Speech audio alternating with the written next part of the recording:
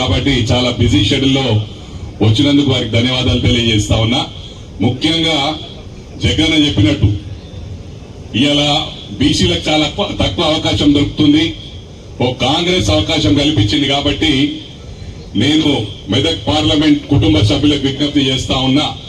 నీలం మధు గారు BC candidate, నేను ఎఫ్సీ క్యాండిడేట్ గా చెప్తా ఉన్నాను. మిగతా ఇద్దరు కూడా ఫార్వర్డ్ క్లాస్ సంబంధించింది కాబట్టి ఎట్టి పరిస్థితిలో ఈసారి బీసీకి అవకాశం ఇవ్వాలని చెప్పి కూడా మీ అందరికీ మనస్ఫూర్తిగా విజ్ఞప్తి చేస్తా ఉన్నా. ఇది కాంగ్రెస్ గడ్డ, అదేవిధంగా కాంగ్రెస్ అడ్డా అని చెప్పి కూడా ఈ సందర్భంగా తెలియజేస్తా ఉన్నా. బాగారెడ్డి గారు ఎన్నిసార్లు ఇక్కడ రిప్రజెంట్ చేసినో మనందరికీ కూడా తెలుసు. అదేవిధంగా ఇంద్రమ్మ రాజ్యం మళ్లీ వచ్చింది కాబట్టి తప్పకుండా మెదక్ లో ఇంద్రమ్మ గారు మరి ఎంపీగా ఇక్కడి నుంచి పంపించాం కాబట్టి ఎట్టి పరిస్థితిలో ఈసారి నీలం మల్లన్నకు అవకాశం ఇవ్వాలని చెప్పి కూడా ప్రతి ఒక్కరికి విజ్ఞప్తి చేస్తూ, మేము నిద్రపోయే ప్రసక్తి లేదు, మీరు నిద్రపోయే ప్రసక్తి లేదు.